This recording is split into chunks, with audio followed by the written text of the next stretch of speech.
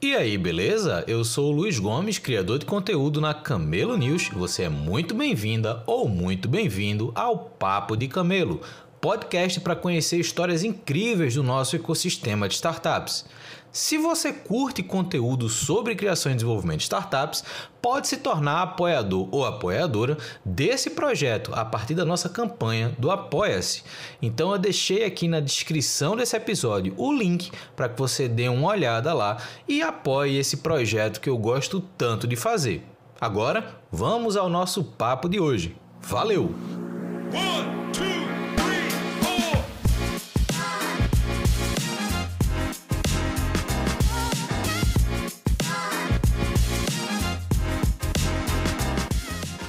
Estamos começando mais um Papo de Camelo. Hoje a gente vai conversar com o Bruno Pedrosa da Brothers. A gente vai entender um pouquinho mais da história dele, da trajetória, como que surgiu a Brothers, o que a Brothers faz e, obviamente, como ela se integra nesse ambiente de tecnologias imersivas. Então vai ser uma conversa muito bacana para quem tem interesse nesse contexto, mas para quem quer conhecer mais uma jornada empreendedora aí em negócios que saem do senso comum, muitas vezes, do que a gente encontra no mercado. Então, como eu geralmente começo com todo mundo, Bruno, quem é você e como é que você chegou até aqui?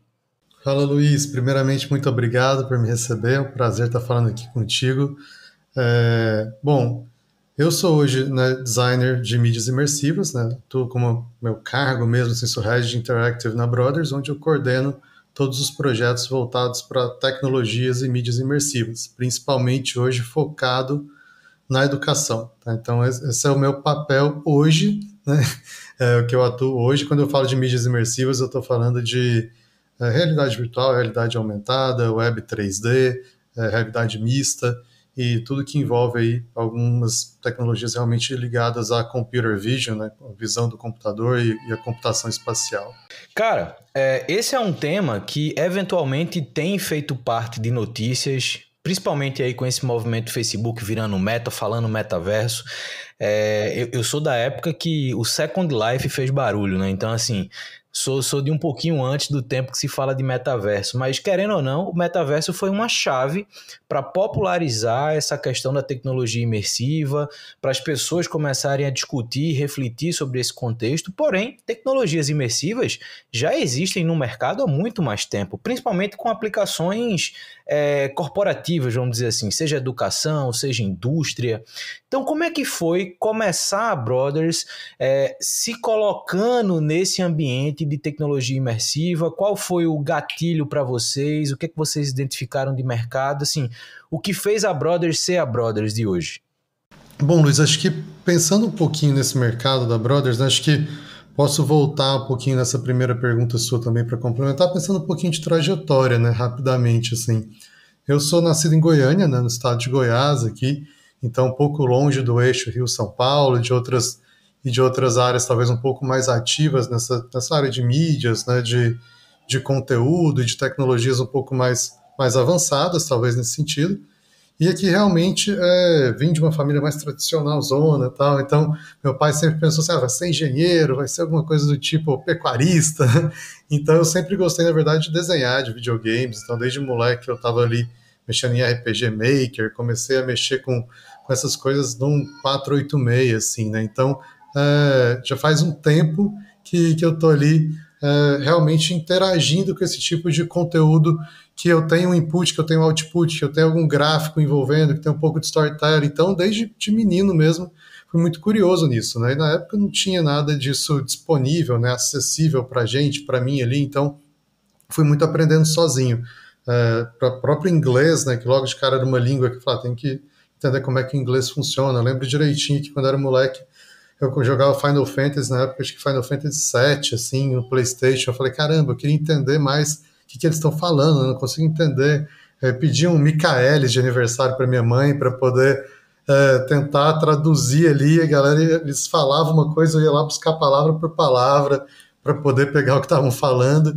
E aí depois veio, quando chegou a internet, ainda de escada, né, na época já surgiu aí Ultima Online, que talvez foi o meu primeiro MMO, assim, que eu joguei de fato, talvez, muitos dizem também o primeiro MMO da história, talvez, né, para quem não é familiarizado, né, são jogos online de RPG massivo, né, tipo World of Warcraft, algumas outras coisas que talvez sejam aí precursores realmente do que a gente está discutindo hoje, agora em 2023. Eu estou falando ali de, sei lá, 94, por aí, alguma coisa acho que mais nessa linha, né?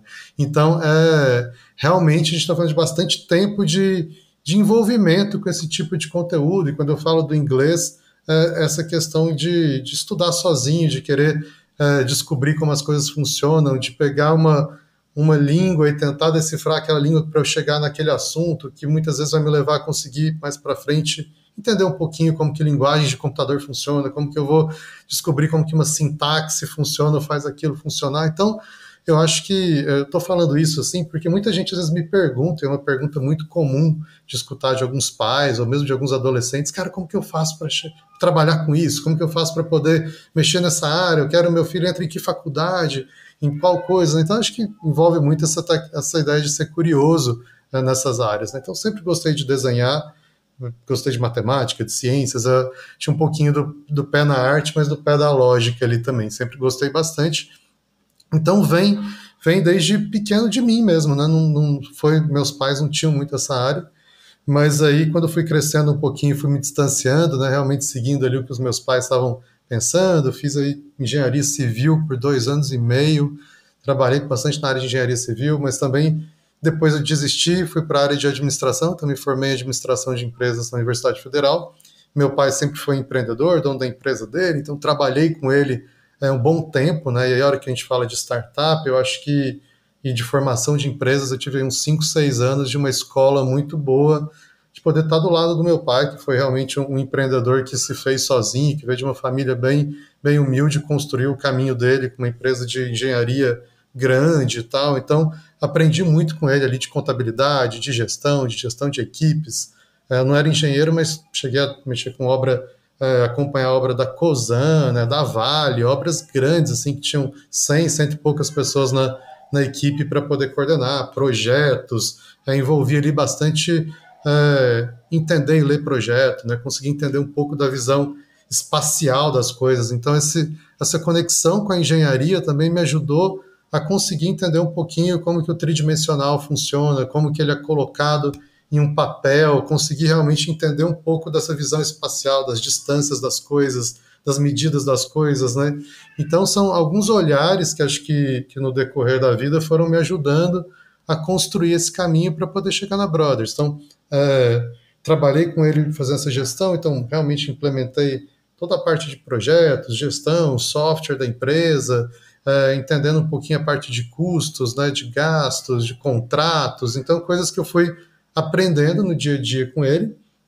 Chegou a um ponto que eu falei, pô pai, estou aqui com você há bastante tempo, fiz a Universidade Federal, sei que é uma universidade fora cara, mas eu queria muito estudar uma área que eu gosto agora, tal, e minha mãe também, chamei os dois para conversar um dia, falei, tem essa faculdade aqui nos Estados Unidos, o curso de Computer Animation, né, que é animação computadorizada, é um bacharelado lá, não tem aqui no Brasil, mas eu queria ir para lá fazer, tal. E aí, vocês me apoiam, não sei o que, eu tô aqui.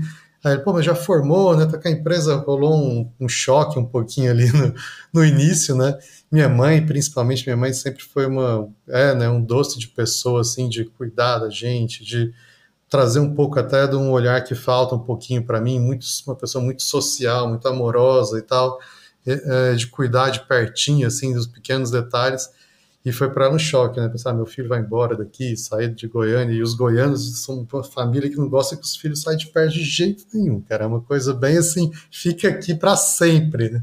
Então, assim, é uma parada muito assim, contra o comum, né, ali da época, então mas no fim me apoiaram, falaram, então tá, se essa é a sua decisão, vamos ver o que é possível de se fazer financeiramente e tal, vamos se planejar. Eu peguei e falei, já fiz a entrevista, na verdade eu já fiz a prova, já tinha feito uma tarefa de casa adiantada, assim, né? Falei assim, queria ir lá conhecer, vamos lá conhecer. Então a gente foi conhecer, na verdade a Full Sail University, que fica em Winter Park, na Flórida, é uma faculdade que tem uma pegada bem técnica, assim, com um lado mais muito voltada para atender algumas demandas de estúdio americano, então é uma faculdade que ela tem uma carga horária de bacharelado, mas que ela acontece em 2 anos, então ela é bem intensa, você tem aulas 2 domingos de folga por mês, eu tinha 15 dias de férias no ano, eram aulas assim, 8 horas de aula por dia, tinha dia que até mais, então era bem intenso a carga horária. Uma faculdade que trouxe uma ideia de 24 horas, ela nunca fecha, então nenhum laboratório dela nunca fecha. Então tinha aula, tinha dia que minha aula começava 1 da manhã e ia até 8 da manhã, por exemplo. Então eles tinham laboratórios muito caros, eles tinham que otimizar o uso desses laboratórios, então era interessante que a gente tinha acesso a esses laboratórios o tempo todo e criava essa cultura mesmo de tipo de pegar as coisas assim para resolver, independente do horário, do jeito, na cultura dos estúdios americanos, que eles falavam, cara, se entrar no estúdio aqui, a hora que chegar a semana de entrega de filme, não vão perguntar se você pode virar à noite ou não, se você pode ficar fim de semana ou não, se a semana que é de 40 horas vai virar de 80, e vai ser assim. Então, a faculdade tinha muito essa pegada, que não é o meu estilo de vida hoje em dia, tá longe de ser, né? Hoje eu sou pai de dois, talvez até tenha um chorinho ou outro vazando aqui em casa, mas, mas na época foi positivo para aprender bastante. Então eu fiz Full Sail, me formei lá, dediquei bastante, assim, acho que eu já era um pouco mais velho, tinha acho que 21, 22, não sei. Então uma maturidade um pouco maior, minha segunda universidade foi positivo para eu também pôr a mão na massa e muito desafiador, porque cheguei lá, era uma molecada mais jovem que eu, assim, um monte de piada que eu não entendia. Tipo, eu fui morar sozinho lá também, então não tinha nenhum colega, parente, nem nada. Então foi um desafio para mim. Eu vi que meu inglês estava longe de ser um inglês para a universidade, né, para fazer redação. Então foi muito quebra de cabeça no começo ali. Talvez até não sofri muito problema com preconceito, algumas pessoas perguntam, mas talvez um pouco mais a barreira do idioma, um sotaque meio truncadão, a galera achava que eu era russo, alguma coisa assim, então eu fui indo, mas aí eu fui muito dedicado, chegava à escola, estudava pra caramba, desenhava, e aí o pessoal foi, a hora que começou a ter os grupos e tal, a galera começou a se aproximar, porque viu que eu estava entregando bons resultados com os trabalhos, então sabia mexer nas tecnologias, então a galera começou, posso entrar no seu grupo, posso fazer com você, então foi criando uma intimidade com a turma, que foi legal. Terminei bem a faculdade, consegui ganhar vários prêmios, é uma faculdade muito meritocrata, assim, sabe? Bem a pegada americana. Então tem prêmio, um monte de prêmio, prêmio dos alunos, prêmio dos professores, prêmio de não sei lá o quê. Então eu consegui realmente ganhar alguns prêmios lá, fui escolhido pela turma por várias coisas. Então foi bacana, foi uma experiência legal de entender que eu conseguia vencer naquele espaço, eu podia ter continuado nos Estados Unidos, teve algumas propostas para continuar, mas realmente não era ali que eu queria estar no momento, apesar de gostar muito, de ter muitos amigos. A minha atual esposa era minha namorada na época, a gente ficou 2 anos à distância, então eu falei, não, vou voltar, voltei para cá, e aí começou uma nova fase da vida, né?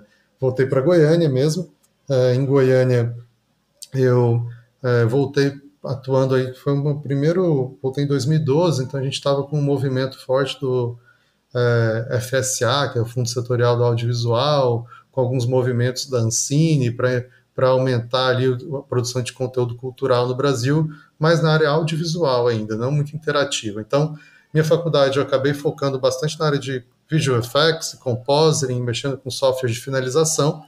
Conheci na época as game engines, tipo Unreal, em 2011 ali, que Unreal é uma game engine que a gente usa muito para poder produzir aplicativos, conteúdos interativos. Hoje é a principal ferramenta nossa na produtora, né? Então, isso foi muito usado pela gente lá em algumas aulas, e na época ainda era Unreal 3, hoje a gente está na 5, mas em 2011 teve um professor meu que falou assim, que eu lembro até hoje, que falou, cara, em 10 anos a gente vai estar produzindo tudo aqui dentro. Isso aqui vai ser o futuro. Então assim, ele cantou bem a pedra. Acho que não está tudo lá dentro, mas tem muita coisa indo lá para dentro. Né? Então a gente está vendo séries da Disney, várias outras coisas sendo produzidas usando essas ferramentas. Né? Então, lá atrás a gente viu isso. Voltei para o Brasil. A parte de animação, 3D e Visual Effects foi um pouco difícil para mim no começo aqui, porque render offline ainda, né, demandava máquinas muito potentes e tal, coisas que eu conseguia às vezes na universidade programar aqueles laboratórios inteiros para trabalhar para mim, renderizar meus trabalhos e tal, aqui eu estava bem mais limitado, assim, então acabou que eu falei, caramba, aqui está um pouco mais difícil, foi uma época um pouco mais difícil de adaptação, e aí eu vi que passei 1 ano e pouco em Goiânia, eu falei, cara, não vai dar para ficar por aqui. Se eu ficar por aqui, eu vou estar começando a ficar muito espremido, os trabalhos que rolavam por aqui eram muito difíceis, né? A gente não estava com essa conexão ainda com o exterior, com o Brasil tão forte como é hoje, de possibilidade de trabalho remoto e tal, então era muito ainda demandante o presencial. E aí acabou que eu fiz um dos meus grandes amigos na universidade, o André, que é um dos meus sócios hoje, morava em São Paulo já, e um outro sócio meu, que é o Cássius, morava aqui em Goiânia. Então, eu conheci o Cássius aqui, a gente uniu nossa produtora, a minha que era uma finalizadora e a dele que era mais produção de conteúdo mesmo, ele vinha da área de cinema e tal. E aí a gente falou, cara, realmente aqui tá mais apertado. Conversei com o André falou, vem para São Paulo, pô, vamos começar aqui, eu me junto com vocês. E aí a gente foi para São Paulo em 2014, começamos ali a Brothers, que ainda não era Brothers, foi virar Brothers em 2016, com bastante desafio, né? 2014 foi um ano muito desafiador, assim, o Brasil foi entrar numa crise, né, muito grande econômica, e bem na nossa chegada lá, então se fazer presente em São Paulo mesmo, né, que é uma área bem competitiva, principalmente na produção de conteúdo, foi um desafio nesse período, né? A gente teve que levantar negócios paralelos que foram ajudando a gente a cobrir os custos e sobrevivendo na chegada de São Paulo, até a Brothers em 2016 realmente virar a Brothers. Entrou um novo sócio, que é o Furlan, que é um sócio hoje ainda nosso muito atuante, que veio do DNA de publicidade, e a gente começou a produzir conteúdo voltado para a publicidade digital mesmo. Assim. Então isso ainda estava mais no início, ainda era menos comum, as produtoras maiores ainda queriam mais a mídia TV, o filme de 30 segundos, de 1 minuto, de milhões de reais e tal, e a gente foi tentar pegar um produto um pouco mais do meio, onde talvez eram muitas produtoras muito menores, pequenas, que atendiam, que talvez não tinha a mesma capacidade de atendimento, jurídico, de cadastro e tal, e fluxo de caixa, e também não brigava com aquelas grandonas, né? Então a gente chegou nessa fatia de mercado e aí a gente conseguiu encontrar bastante possibilidade. Hoje a Brothers já atendeu as principais marcas e agências, assim, principais marcas do Brasil e muitas marcas importantes multinacionais também. A gente já entregou projetos aí para pelo menos para todos os continentes, tem projeto entregue, e realmente para mais de 20 e poucos países e tal, e a gente atende ainda bastante a demanda de filmes. E aí, em 2017, a gente começou um braço de tecnologia, porque veio a Unreal 4 e eu tive contato com a realidade virtual em 2017, com o Oculus, né? Primeira versão do Oculus Rift e do HTC Vive. Eu não cheguei a pegar os Developer Kits, que era um pouquinho antes, mas peguei esses. E logo eu falei, caramba, isso daqui é legal demais, né, tal. E aí foi onde eu voltei para Unreal, falei, caramba, Unreal tá indo muito bem. O que eu não conseguia fazer antes por conta do render offline, que para quem não conhece render offline, é quando a gente tem que clicar lá a gente faz alguma coisa em 3D, aí eu aperto o botão do render do negócio, eu tenho que esperar horas, semanas para ficar pronto, alguns segundos ali, né, para eu poder então vender e tal. Então isso demanda uma capacidade de render farms ou de vários computadores conectados para poder entregar um filme, né, ou algum resultado gráfico. As game engines, que são essas plataformas, elas fazem isso em tempo real. Então, o que você faz, você vê na hora, né? Então, tipo, isso para mim, eu brinco que elas são, no mercado audiovisual, chegou aquela câmera da Sony 5D, foi uma câmera que transformou o mercado, foi a primeira câmera da nossa produtora também, que, tipo, agora as produtoras podem comprar uma 5D e fazer filme, né? Então, antes você tinha que ter umas câmeras caríssimas e tal. Então, popularizou muito o mercado de filme também, nessas câmeras DSLR e tal. Então, eu acho que as Game Engines, elas também começaram a trazer um pouco mais de democratização dos conteúdos digitais e 3D e tal. E aí me animou de novo, levei para os sócios, falei, galera, isso aqui tem uma coisa massa vindo por aí de novo, acho que uma área minha que estava mais adormecida vai poder voltar ativa. Na época eu estava mais dirigindo filmes de conteúdo tradicional mesmo, live action e tal, e coordenando a parte de pós-produção da Brothers. Então, acabei fazendo especialização em direção de fotografia, em algumas outras áreas que eu já gostava bastante, que sempre foi somando um pouquinho aí, então, na parte de roteiro, direção de fotografia, finalização, era o que eu estava atuando mais aí até 2017, 2018. E em 2017 a gente começou então a fazer nossos projetos de realidade virtual. A gente fez o primeiro projeto para Saint-Gobain, que é a Quartzolite, que foi uma feira da Revestir em São Paulo, que é uma feira de arquitetura muito famosa. Foi o primeiro projeto que a gente lançou comercial mesmo assim.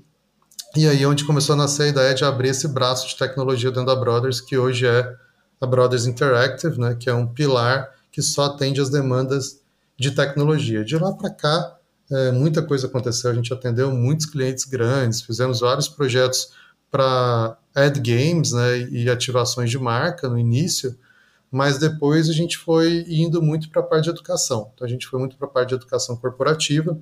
Em meio tempo a gente fundou o XRBR, que é a Associação Brasileira de Realidades Estendidas, né? Eu sou um dos sócios fundadores ali, participei do conselho, tive alguns convites também, a gente quase ir para a parte de diretoria, mas nunca encaixou muito na minha agenda também mas sempre foram diretores muito colegas, pessoas, diretores e diretoras, porque a gente sempre apoiou bastante as mulheres, né, o trabalho das mulheres no XRBR, que tem uma mulherada incrível lá também para poder representar um pouco essa tecnologia para a gente, e representam muito, na verdade. Então foi muito legal, o XRBR foi um cinturão, assim, uma associação muito massa, que está crescendo bastante. Então a gente fundou ela agora, não sei se foi 2018, 19, 18 talvez, mas não lembro a data exatamente, mas foram muitos encontros e até hoje é uma galera muito ativa, tem crescido bastante, foi muito importante, acho que para o Brasil e para a gente, as políticas públicas já começaram a ter editais de realidade virtual, realidade aumentada, realidade mista, os próprios editais de games começaram a abrir um olhar para isso também, tem um público e uma galera bem atuante. Também me envolvi com a XR Inclusion, que é uma associação, essa é uma associação internacional, onde eu sou hoje diretor de operações lá, onde a gente está olhando realmente para a parte de diversidade e inclusão na indústria do XR. A princípio, a gente tem feito mais pesquisas para entender um raio-x dessa indústria, como que ela está em cada país, quão inclusiva ela é ou não é. A gente está indo para o 4º relatório esse ano, todo ano tem um report. E aí tem um Startup Kit, que é para a galera poder entender como que pode desenvolver softwares de realidade mista, XR mais inclusivos, algumas políticas sugeridas da empresa. A gente deve começar um podcast, também alguns outros conteúdos da plataforma esse ano também. Então é uma outra atividade que eu estou envolvido, que é bem bacana e que eu acabo aprendendo muito ali, né? Que eu falo assim, sobre homem branco, hétero, de uma família super tradicional e tal, então eu estou ali para quebrar um pouco muito do que eu fui envolvido desde sempre, e eu acho que eu sempre exercitei isso bastante na minha vida, assim, acho que ir para o lado para tentar me envolver um pouco mais com outras vozes, com outras perspectivas e aprender, assim, eu sou muito a favor da gente se misturar bastante e conseguir entender, né? E acho que na minha área eu preciso disso para eu poder caminhar para frente, assim. Então eu tenho aprendido muito e, claro, tentado, dentro do meu espaço de privilégio, de alguma maneira, talvez, e conseguindo contribuir um pouquinho que seja, né? Tem muito chão, não consigo nem dizer sobre, eu sou um mero aprendiz, por enquanto, né, dentro desse cenário. E aí a Brothers começou a fazer muita coisa de educação, e aí desde o ano passado a gente definiu então que a gente fez vários projetos, a gente ganhou vários prêmios, a gente fez projetos que a gente ganhou o prêmio de inovação da Infectious Disease Association of America em 2019, junto com uma startup americana que está indo muito bem, que é a Axon Park, que a gente entregou um treinamento para a parte de Covid-19, a gente fez vários games, salão do automóvel, várias feiras e eventos para publicidade, assim, várias. A gente foi selecionado para o Anima Mundi 2019 com uma peça autoral nossa que foi a Madame Galéria. E aí, muitas entregas. E aí, agora, em 2022, a gente decidiu mesmo que a gente focaria em um produto próprio. A gente fez dezenas de horas de educação B2B corporativa, né? E agora a ideia é realmente partir para um conteúdo mais, vamos dizer assim, uma aplicação proprietária. Realmente a gente quer desenvolver um produto nosso, não sob demanda para cliente, com todo o know-how que a gente tem, a gente sempre veio construindo nossas bibliotecas e tal. Então esse ano estamos aí numa vamos dizer assim, numa aventura nova, né, numa empreitada nova da Brothers, onde a gente está trabalhando uma spin-off de uma startup de educação, é, em parceria com os colegas de Fortaleza, da Bugabu. A gente já lançamos uma POC recentemente com a Escola Farias Brito de Fortaleza, o Grupo Farias Brito, que é um grupo de educação bem grande.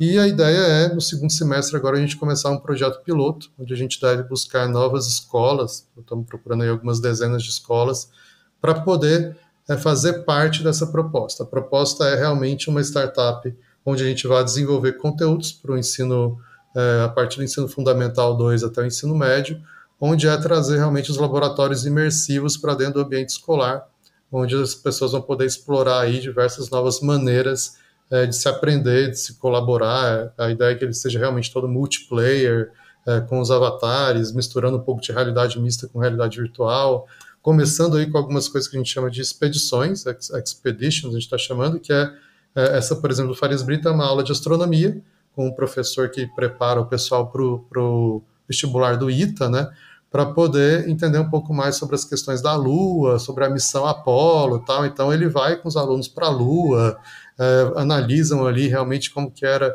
o rover, como que foi essa experiência dos astronautas lá, como que é a superfície lunar, e aí ele vai realmente puxando o slide dele, PowerPoint professor, mas no meio da Lua, com cada aluno com seu avatarzinho e tal, e aí tem alguns alunos que entram dentro da escola mesmo, outros de outras escolas se juntam para estar ali presente. Então a ideia é expandir nessas expedições, né, fazer novas expedições para novos lugares, sejam para a parte de oceano, diferentes biomas, né, o corpo humano, história antiga, por exemplo, que seja Roma, Egito, tá? Então a gente está definindo com as escolas quais conteúdos são mais interessantes, e a ideia é continuar produzindo conteúdos constantemente e futuramente escalar aí para alguns conteúdos de laboratório, então que a escola possa ter um laboratório de física, um laboratório de lógica, de matemática, de biologia, dentro do espaço virtual. Então, nem todas as escolas conseguem ter laboratório de todos esses tipos e manter atualizados e tal. Então, também acreditamos que seja uma maneira de aumentar a acessibilidade, né, o acesso a esse tipo de conteúdo por um preço significativamente mais baixo do que seria ter todos esses tipos de laboratórios na escola, atualizados e tal. Então, não é a mesma experiência, né, de fato, mas se aproxima muito, e temos aí N pesquisas hoje já feitas, né, por várias instituições bacanas de como tem um impacto legal e significativo dentro da educação. Então é algo que a gente acredita bastante, está levantando essa bandeira, e é um pouquinho do que a gente está fazendo, Luiz. Acho que tentei contar de uma maneira breve essa trajetória, assim. Mas foi ótimo, assim, porque deu para levantar vários pontos interessantes. O primeiro é uma lembrança que eu tive da época que eu estava com startup. A gente tinha uma startup de logística, na verdade era uma startup de gestão da operação, tanto de importação quanto de exportação. E parte do nosso serviço era baseado num algoritmo chamado 3D Bin Packing, empacotamento em espaços 3D. Né? O nível... Eu venho da matemática, né? Então é interessante porque eu estudei isso como iniciação científica na faculdade, achei que não ia usar isso em lugar nenhum. Anos depois eu me vejo empreendendo em logística, puxando essa mesma visão matemática para o ambiente de logística, né? De containers. E era interessante porque o melhor algoritmo de 3D Bin Packing que tinha no mercado na época, eu estou falando 2014, era um algoritmo sul-coreano que tinha uma margem de erro de 28%.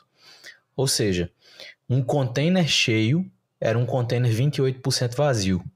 E a gente fez um teste com um professor também da Federal aqui, e a gente conseguiu otimizar esse algoritmo para 9% de erro. Ou seja, a gente liberou quase 20% do espaço que não era utilizado por padrão.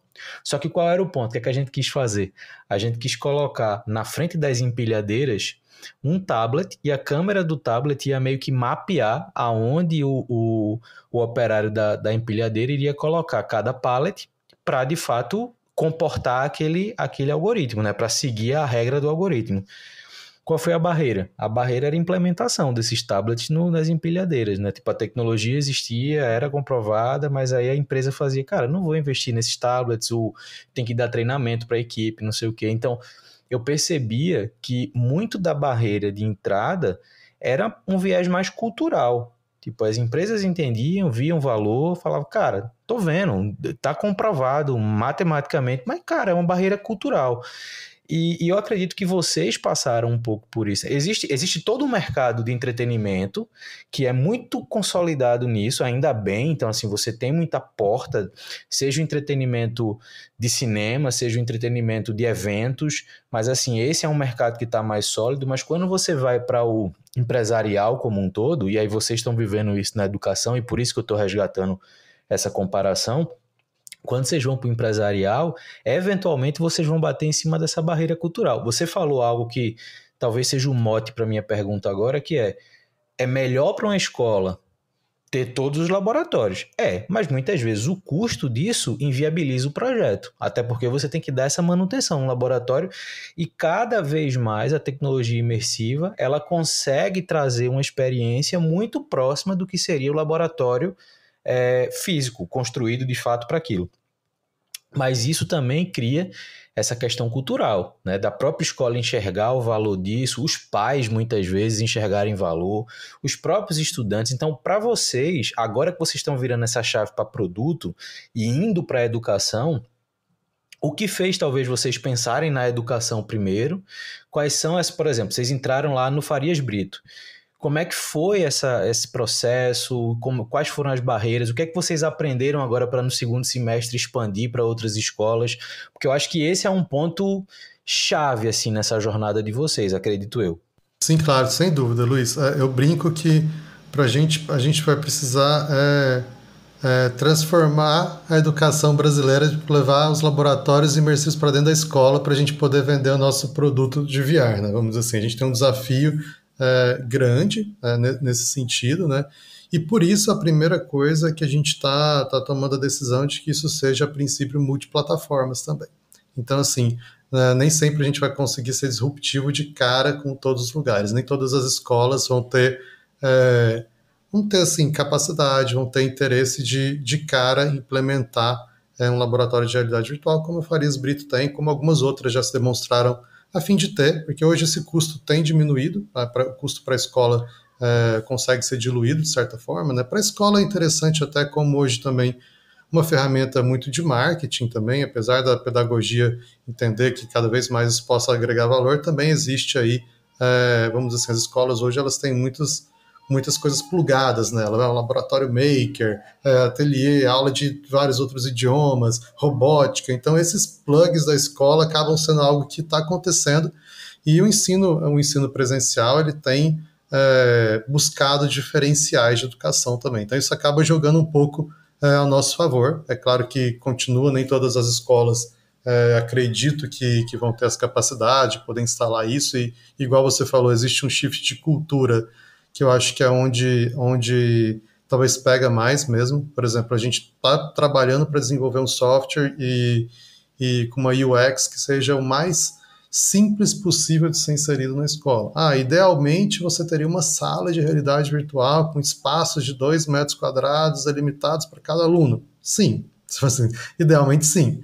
Mas eventualmente hoje nosso software funciona melhor assim. Mas nas próximas atualizações dele a gente já pretende, não, se o aluno quiser ficar sentado na carteira dele na sala de aula, se quiser ir para o pátio, todo mundo senta lá, a ideia nossa é aproximar o aluno da tecnologia, que ele tenha também uma aula sobre o que é a realidade virtual, o que é a realidade aumentada, se aproximar da coordenação pedagógica, se aproximar dos professores, porque essas tecnologias elas têm uma barreira de aprendizado até mais rápida do que outras, elas são de certa forma mais intuitivas, tanto que às vezes a gente até erra por isso.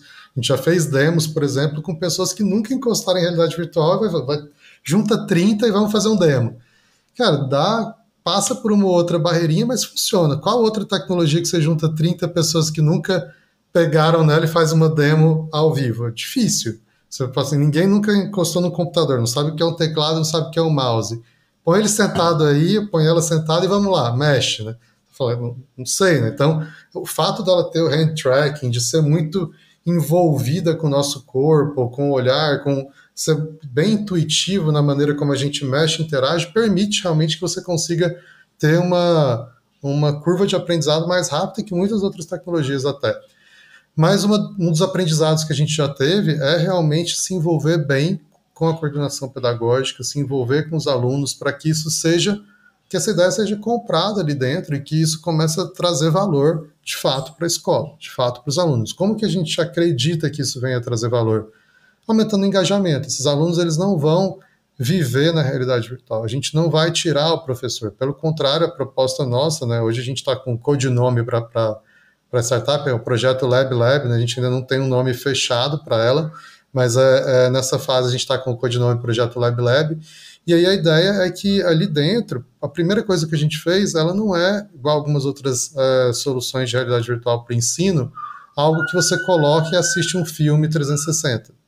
Não é isso, assim, que cada aluno está dentro assistindo o filme. Cada aluno está com o seu avatar.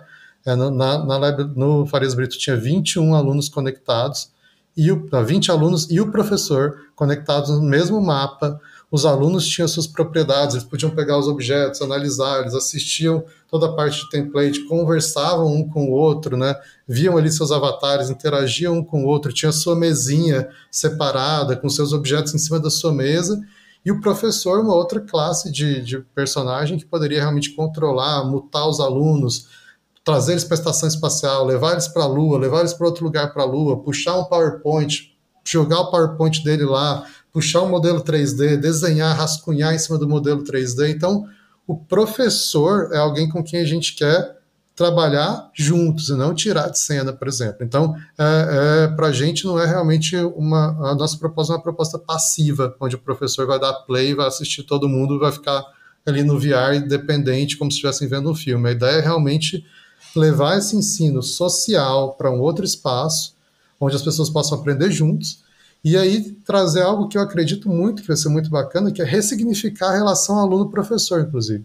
Então, o professor que muitas vezes está 2 gerações distante daquele aluno do ensino médio, hoje vão estar descobrindo juntos uma nova tecnologia. Eles vão estar com o seu professor, tem um avatar 3D e ele está ali te dando aula naquele espaço. Então, seu professor está muito mais legal do que antes, aparentemente, até talvez, né, para alguns.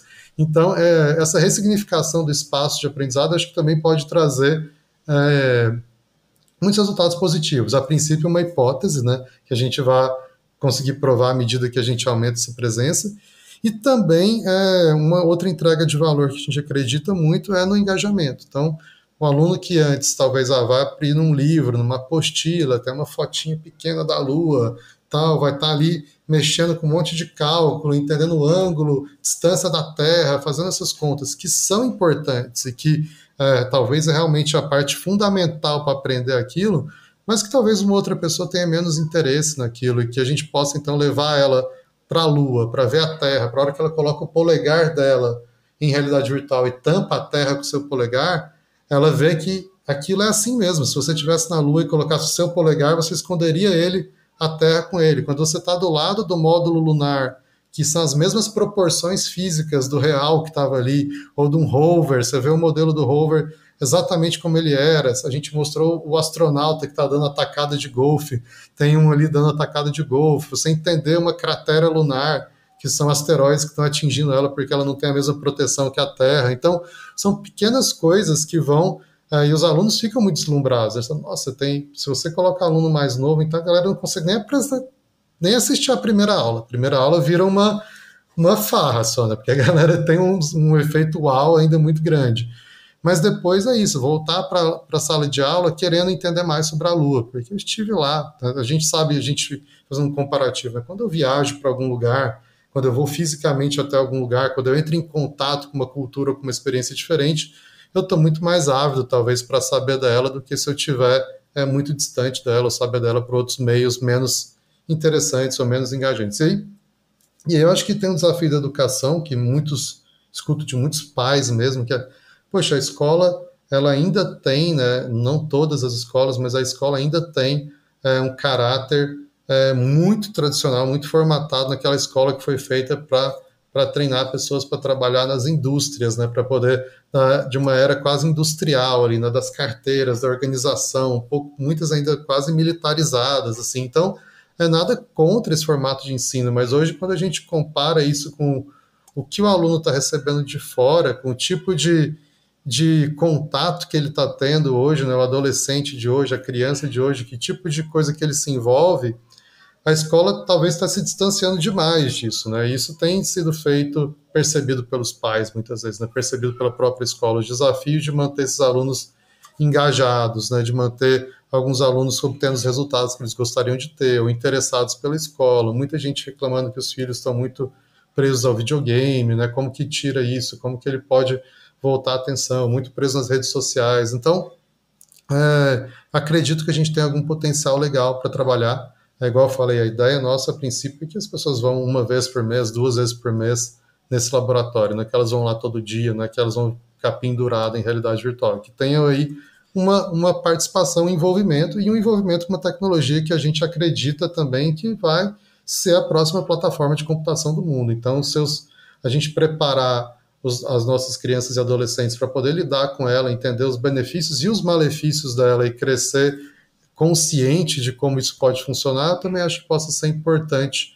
a médio e longo prazo. Mas é um desafio para entender hoje a cultura. Luiz, aí para terminar essa resposta, eu acredito que a gente tem grandes empresas empurrando isso junto com a gente, né? A gente tem em várias diferentes dimensões. Então, a gente tem tanto a galera de hardware, né, quanto a gente tem aí Meta, Samsung voltando, a Pico com os chineses e várias outras menores, né? Rumores quentes de que a Apple deve entrar no jogo esse ano.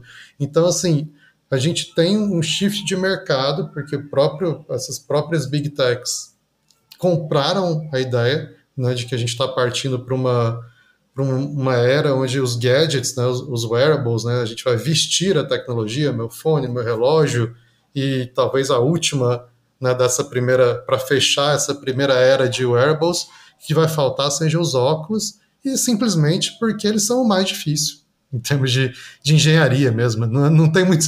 Por que não tem ainda? Porque é difícil pra caralho fazer, mano. Esquenta, dados, bateria, tecnologia 5G. A gente está falando de coisas que estão sendo renderizadas em tempo real, em 2 olhos, e aí, tipo, como que isso vai refletir, enquadrar com o seu mundo real, qual que é o form factor, qual que é o design. Então, é muito desafio de tecnologia, tem que ter muita miniaturização, performance, calor, ótica, são desafios gigantescos que estão sendo enfrentados. Então, a decisão, acho que a pergunta é muito mais quando do que se, quando a gente fala disso, assim, porque eu brinco, né, que o celular, a gente é uma coisa muito antiquada, né? Se alguém falasse para a gente que a gente ia ficar carregando isso daqui para todo lado e que a gente ia ficar olhando para uma telinha micro e usando os nossos polegares, que são, né, fatores super importantes na nossa evolução humana, e ficar corcunda mexendo na telinha, a maioria das pessoas iam falar que isso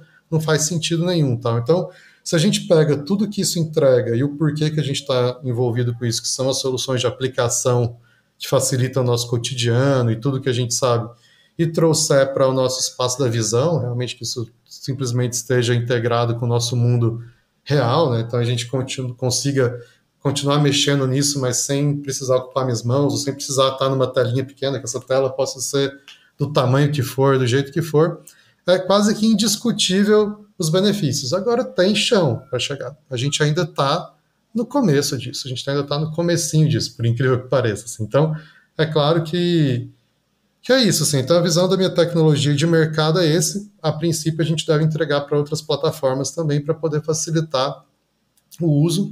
A gente pretende integrar, à medida que for possível, integrar com outras plataformas. Tipo, a gente vai ter uma ilha do Fortnite, da LabLab, a gente tem um mapa no Minecraft, no Roblox, o professor pode dar aula lá também, isso vai misturar com o que a gente tem na plataforma. A gente vai ter um campus aberto, então, eventualmente, o aluno vai poder criar uma conta na LabLab, e aí a escola dele matricula ele. Então, a escola é meu cliente, mas o aluno pode criar uma conta grátis, explorar o campus nosso com atividades gratuitas. Então, a escola dele, ele pode entrar no mundo da escola dele, mas pode ser que ele faça aula de robótica em uma outra escola, e essa escola também seja cliente nosso, e ele pode também conectar no campus daquela escola de robótica. Então, ele vai ter, agora tem uma Olimpíadas de Ciências que vai misturar todas as escolas do Brasil cadastradas na LabLab, do campus da LabLab, por exemplo. Então, a gente vai começar a ter possibilidades legais nesse sentido, mas isso está numa timeline um pouco mais distante ainda, então, talvez 2025, alguma coisa assim. Mas a ideia é caminhar para algo bem interconectado nesse sentido e dando suporte para a escola física, para os professores e para a pedagogia. A gente não quer criar uma plataforma que vai tirar os alunos de lá ou distanciar eles de lá. É o contrário, enxergo perfeitamente o valor do ensino presencial, isso mais do que nunca acho que foi provado com a pandemia, de que a gente não está pronto para o ensino remoto resolver os problemas da humanidade, mas que a gente precisa transformar ele e dar uma aprimorada nele de algumas maneiras diferentes. Né? Eu acho que essa pode ser uma delas, sem dúvida. Eu acho muito bacana porque, assim, historicamente, a gente já vem sendo preparado para a imersão, né? Você deu o exemplo lá do Ultima Online, eu sou da época do Tibia, né? Então, além de você estar imerso, você estava imerso em 16 bits, né? Então, ou seja, você tinha que ter um fator imaginativo absurdo para imaginar que aquilo era um personagem. Mas, assim, os jogos, eles têm um papel muito importante de criar esse sentimento imersivo. Só que a gente sempre imergiu do lado de fora da tela, né? Então a gente sempre teve a tela limitada ao seu tamanho, à sua distância, à sua qualidade, como a janela que nos colocava ali dentro. Os jogos de primeira pessoa, eles são uma imersão, né? Quando você vê a galera jogando CS, a galera não tá vendo o personagem de costa, eu tô vendo só a ponta da arma porque eu sou o personagem. Então, o que eu acho que a gente está falando, que talvez seja o grande ponto de virada para esse ambiente da imersão, é que você precisa de fato de novos dispositivos com design pensado para a imersão, né? A comparação do celular foi ótima, porque de fato o celular é uma redução que a única coisa é a praticidade do bolso. Tirando a praticidade do bolso, não tem nada que diga assim, meu Deus, essa é a maior invenção dos últimos tempos. Cara, não é. Na prática não é. Você se conecta, mas você, como você mesmo falou, você ainda tem um nível de fricção nessa interação que dificulta em diversos aspectos. Eu vejo que o celular vai ser para a gente, Luiz, no meu ponto de vista, ele vai ser uma invenção transitória. Quando a gente olhar lá na frente, a gente vai entender que ele foi algo essencial para levar a gente até essa nova plataforma de computação, para a gente entender que a gente pode ter soluções integradas com diferentes aplicativos, o conceito de smart, de várias coisas compondo esse espaço e tal, mas onde ele vai ser a projeção, a tela, que é essa tela miniatura, a tela, de fato, ela está longe de ser a tela. Senão a gente não comprava TV de 70 polegadas, a gente ficava assistindo no celular, né? A gente não ia para o cinema, chega assim no celular. Eu acho muito bacana porque, assim, existem já indícios comportamentais de como essas imersões vão poder acontecer. Nas minhas férias do ano passado, eu visitei o Museu dos Imigrantes de Nova York e eu achei interessante porque quando você entra, você recebe um fone e esse fone tem tipo um controle remoto na mão. Esse controle remoto ele serve para quê? Você chega num determinado lugar, aquele lugar tem um código. Você escreve o código no controle remoto e você escuta a história daquele lugar que você está. Então, querendo ou não, esse é um cruzamento imersivo. Você não está recebendo um folheto, você não está lendo um papel, você tem um assistente falando para você daquele lugar geograficamente onde você está. Então, daqui a um tempo, o fone de ouvido que você está usando e o dispositivo, seja lá qual for que está integrado ao seu corpo, na sua circulação física, vai poder te trazer esse tipo de informação em tempo real. Então tem uma coisa que você falou que eu achei muito legal, que muita gente às vezes distorce um pouco essa visão do imersivo, é porque enxerga o imersivo feito a ideia do jogador número 1, que você deixa de viver a vida real para viver a vida virtual, né? Então assim, eu acho que o fator do imersivo é você compor as duas coisas. Quando você falou do desafio do óculos, de ter um óculos de fato conectado com o mundo real, mas também digital, é porque a ideia é fazer uma composição, é você tornar o mundo à sua volta mais inteligente no que diz respeito a dados, a trocas, a ações. Então, Isso é até um certo contraponto quando a gente discute sobre metaverso, porque muita gente fala de metaverso nessa visão mais extrema de vamos esquecer o mundo real pelo virtual. Não, na verdade a gente quer achar a interseção dessas duas coisas para potencializar essa experiência, né? Você estava falando, quando eu viajo, a interação que você tem com a cultura, com o lugar, é única. Não adianta, você pode ver todos os livros, todas as fotos, todos os vídeos, mas quando você tá lá, você se vê lá, a experiência é aquela, é única. E você poder fazer essa interseção, pô, nem todo mundo vai para a Lua, independente de quanto tempo viva, nem todo mundo vai para a Lua. Não... Acessibilidade, isso também, né, Luiz? Se for pensar, por exemplo, só complementando isso que você falou, que é um ponto assim que eu talvez tenha esquecido de falar, e que eu concordo 100% com você. A gente é imerso de diferentes maneiras. A gente é imerso no podcast, eu gosto, a gente é imerso com um livro, a gente é imerso com uma mesa de RPG, nós somos seres extremamente criativos, então a nossa capacidade de se imergir em diferentes cenários não é só sobre imersão. É claro que a gente está falando de uma imersão ainda muito mais complexa e que vai permitir uma facilidade maior de se ver imerso, mas talvez o grande diferencial que a gente fala, que até o nome da própria SDK, da Meta e tal, é a sensação de presença. Sabe? Então, assim, quando a palavra presença, ela faz muita diferença, porque é o que você falou. Eu posso ler sobre um lugar e entrar numa imersão sobre aquele lugar e quase sentir que eu viajei para lá através de um livro. Mas eu não tenho uma sensação de presença, porque a sensação de presença, ela envolve os meus sentidos reais. Ela envolve um metro aqui ser um metro lá, ela envolve o meu áudio espacial, ela envolve a minha visão, ela envolve o tato, ela envolve as haptics, então ela envolve outros sentidos físicos que eu não consigo ter se eu não tiver gadgets ou outras ferramentas que possibilitem que isso aconteça. Então, quando a gente fala, e aí depois pode beber um pouquinho nessa referência do jogador número 1, que é claro, não é isso, né, mas assim, traz muito essa sensação de presença. Então, o que essas tecnologias imersivas trazem de diferente, que é a sensação também de presença, principalmente quando eu falo dos óculos, os óculos somados com o relógio, somado com o haptic, somado com eye tracking, com outras coisas que estão vindo, toda essa, vamos dizer assim, tanto de tecnologias somadas é para trazer a sensação de presença, porque a sensação de presença, ela é única, é o que você falou, nada como estar lá, né? Nada como estar. O estar, e a gente não tem a capacidade de estar sempre nos lugares. A gente vê hoje o mundo como está tão acelerado, né? O FOMO, a galera tá com fear of missing out, rola um evento, queria estar lá, tal. Então a gente queria estar em muito lugar, a gente não inventou o teletransporte ainda, talvez a física diga que se dá, se não dá, e a gente está falando de gás carbônico, esse problema com voo para lá e para cá, e a gente está limitado aí a essas Zoom calls, né, que pegou tanto e que tem sensação de presença muito, muito mínima, muito limitada, né? Eu não estou lá com a pessoa. Então, em um mundo muito conectado como o nosso hoje, não basta só você estar imerso de uma maneira talvez superficial. É legal, mas eu gostaria de, sei lá, se o meu parente está em outro país, se eu posso ver uma vez por ano, talvez um filho, uma mãe, um pai, gostaria de estar com ele. Se eu puder estar na casa dele, escaneada 3D, com o meu avatar, sentado do lado do sofá, assistir alguma coisa juntos,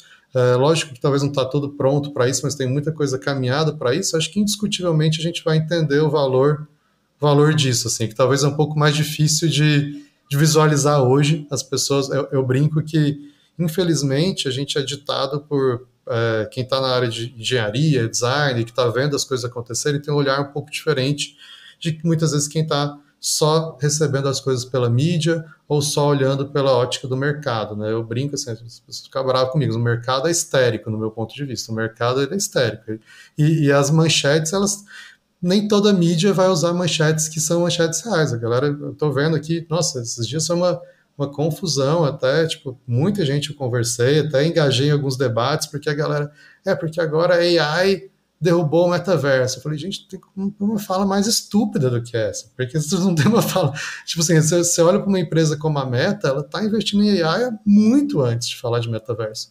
Agora, o que uma empresa se posiciona de mercado e o que ela coloca de postura, de PR, por exemplo, que vai subir ou descer ações a médio prazo, longo prazo, é uma estratégia completamente diferente do que existem as estratégias de longo prazo dessas empresas, de transformação de um mercado inteiro, né, de criar novas demandas, porque A gente tem uma demanda você pensa, somos aí um mundo capitalista, por mais que a gente tenha diferentes modelos de capitalismo hoje no mundo, mas a princípio ainda é o que dita muito das coisas, senão quase tudo, assim, né? Então, como que o 5G, para que a gente vai precisar de 5G?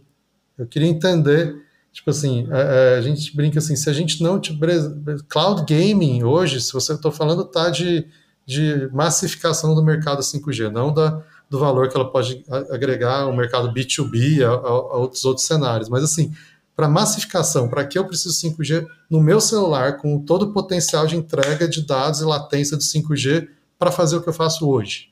Para que meu pai precisa, minha avó precisa? Não sei, não sei.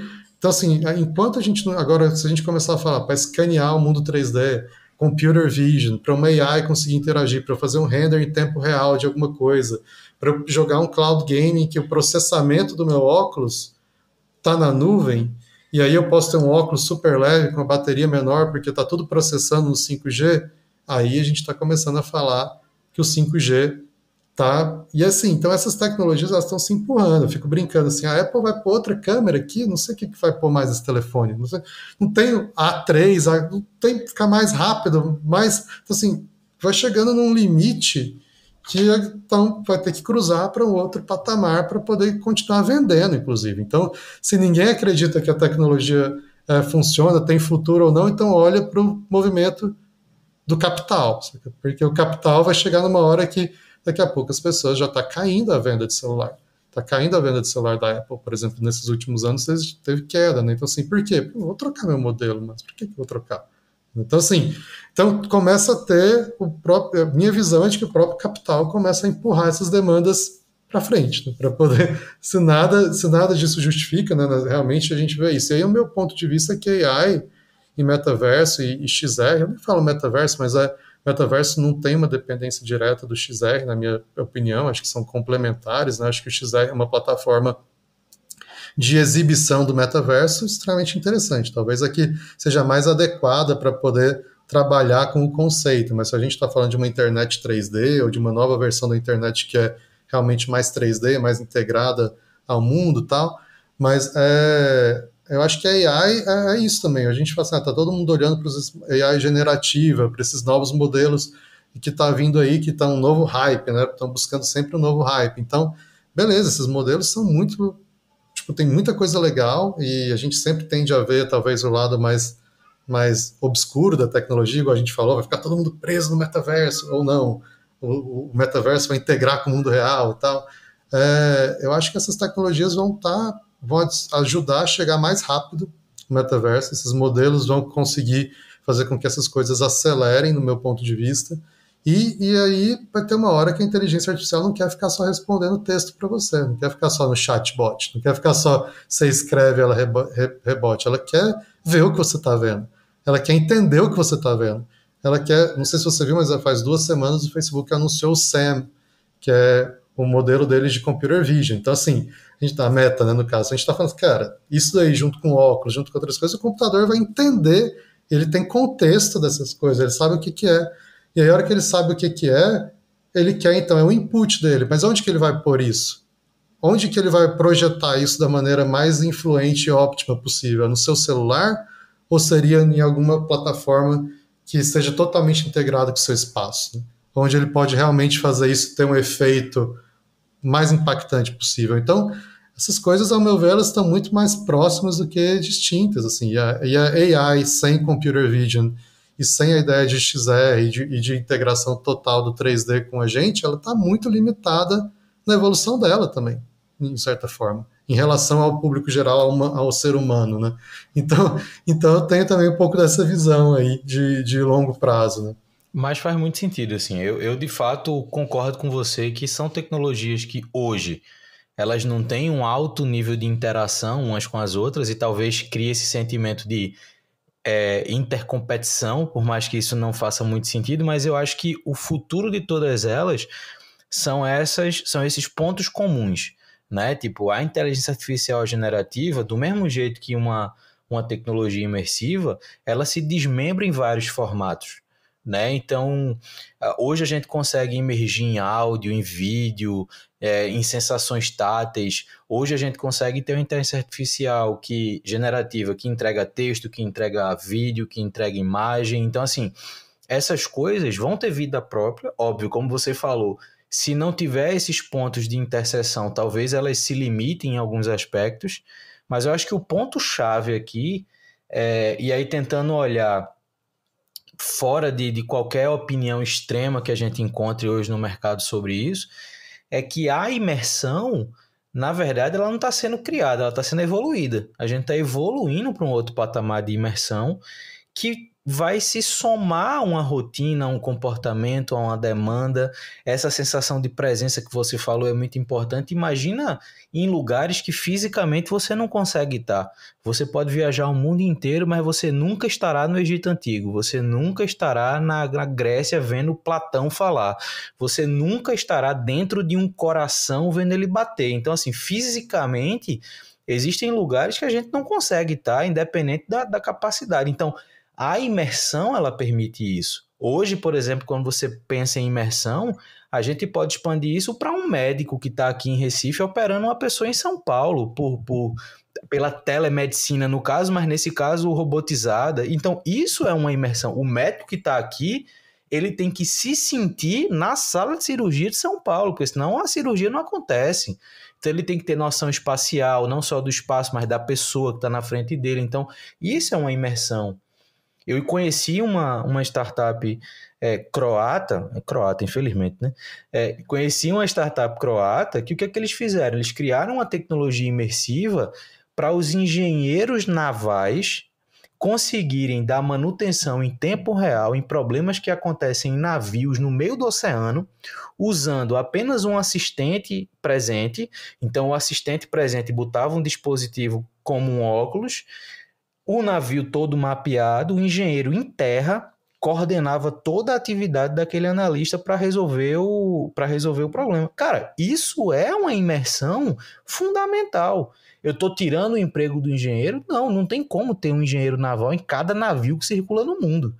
Entendeu? Então, essa imersão, ela tem evoluído. E eu concordo com você, a gente está só no começo, no que diz respeito a dispositivos combinados com as interações em si.